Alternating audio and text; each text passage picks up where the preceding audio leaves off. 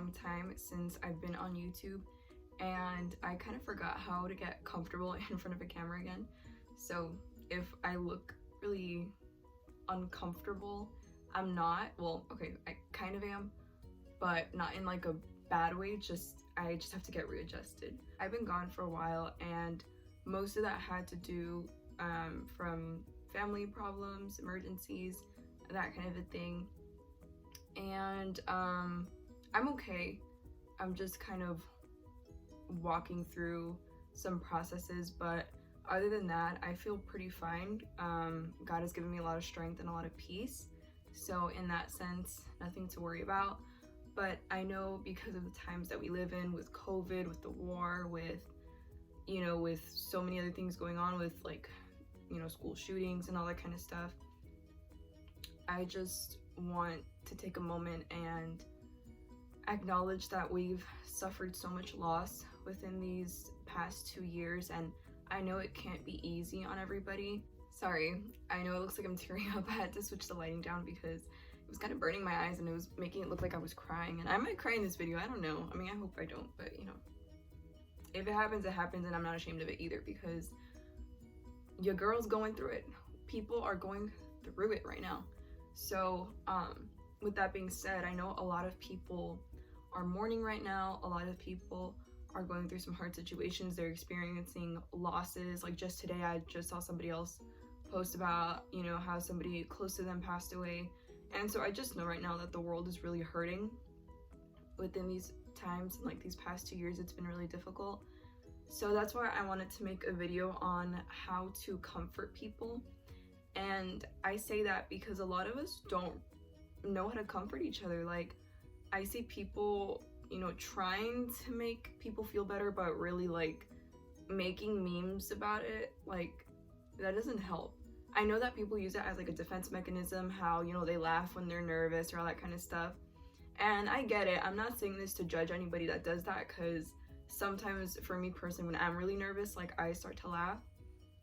However, I think there's an appropriate time to do it, and there's an inappropriate time to do it. So I think we just really have to learn how to be more sensitive to other people's needs, and to stop making everything like a meme, because like not everything is funny, not everything should be joked about. Like I saw some memes about like the war with Russia and Ukraine, and I just think that's like we've just gone to insensitivity by now, like social media and all that. Like they think that everything is to get likes and to get comments and monetization, and I just think it's wrong, especially when people are really hurting and you're making profit out of a joke that you posted. So that kind of behavior is just disgusting to me, but that's not what I wanted to talk about. I wanted to give you guys some helpful tips on how to really comfort somebody who's hurting. If you're in a situation, maybe you're like, dang, like I kind of want to comfort you, but I don't know how to, because I'm really uncomfortable with emotions.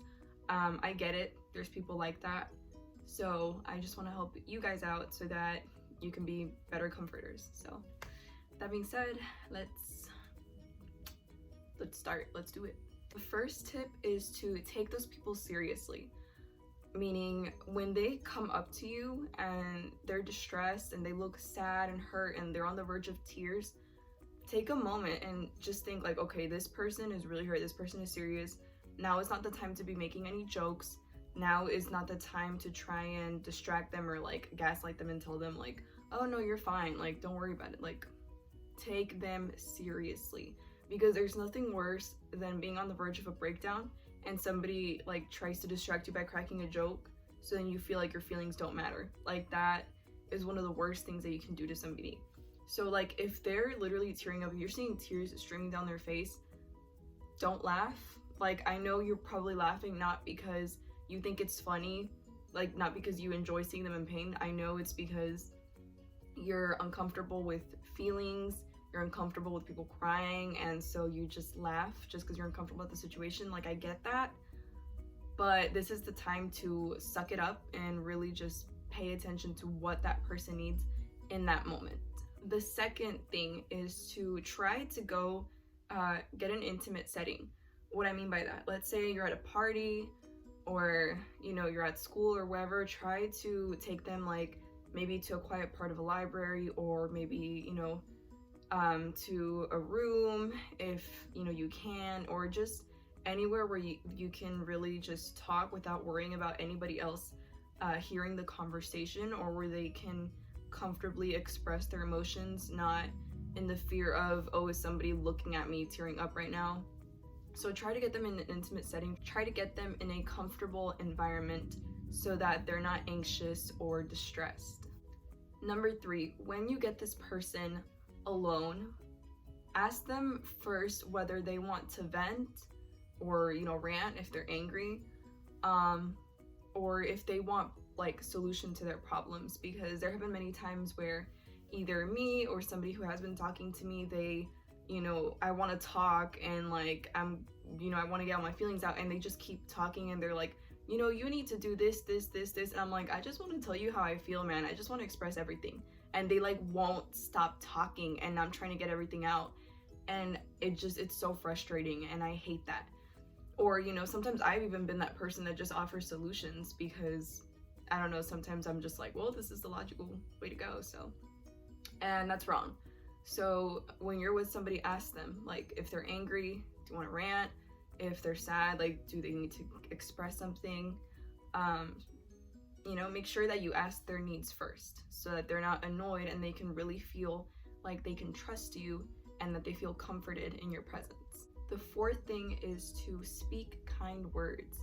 So if they're crying, don't tell them like, oh, you look dumb crying or something, you know, like, or like, don't laugh at their crying faces. Like, I understand that sometimes you're uncomfortable, you've never seen that person do that, so seeing them make like a new face, you kind of want to laugh, like, I get that. But in that moment, it's not the right time to do any of that. And like, you know, if they're beating themselves up, if they're like, oh, I'm so ugly, I'm so stupid, speak kind words to them. Tell them how valuable they are to God. Tell them that they're beautiful. Tell them that they're intelligent.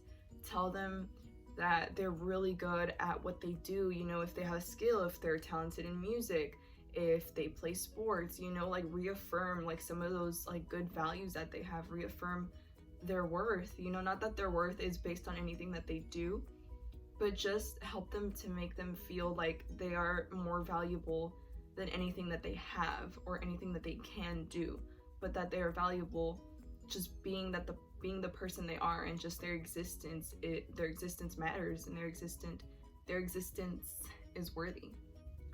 Proverbs 16:24 says, kind words are like honey, sweet to the soul and healthy for the body.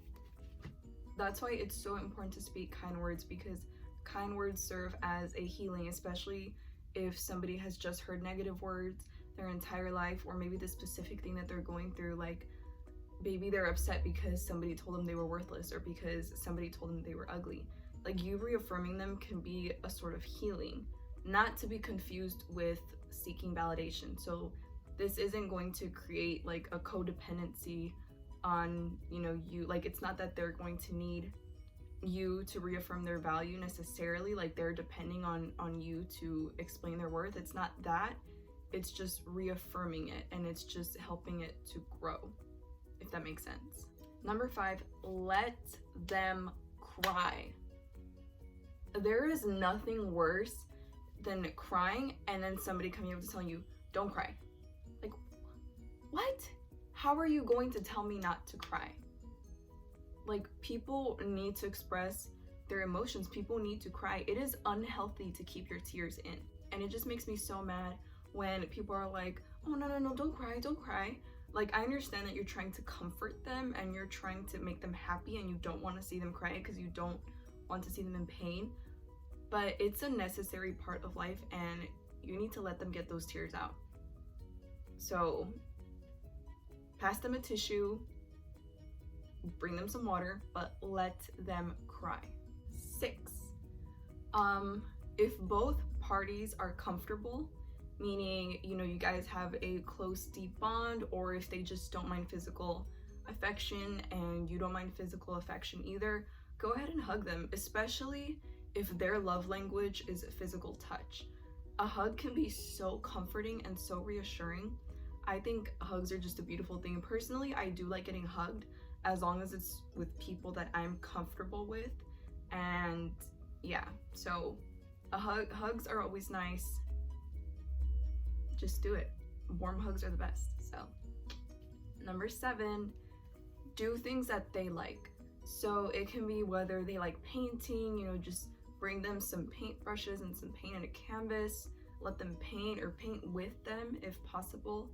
If they like music, put on their favorite playlist, put on their favorite song, you know, whatever activity it is that they like to do it, even if you don't like it. Because what's most important is that you're trying to comfort that person, you're trying to make them feel better.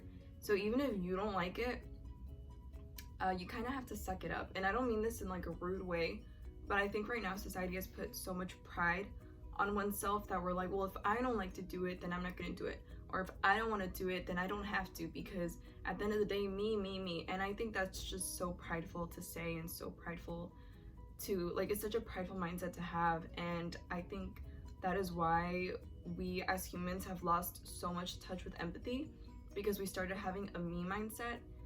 Now, it is important to take care of yourself, and it is important sometimes to put yourself first. I'm not denying that, but I feel like it's also important to be compassionate of others. So if you have to put your pride aside for 30 minutes just to draw a picture with them, do it.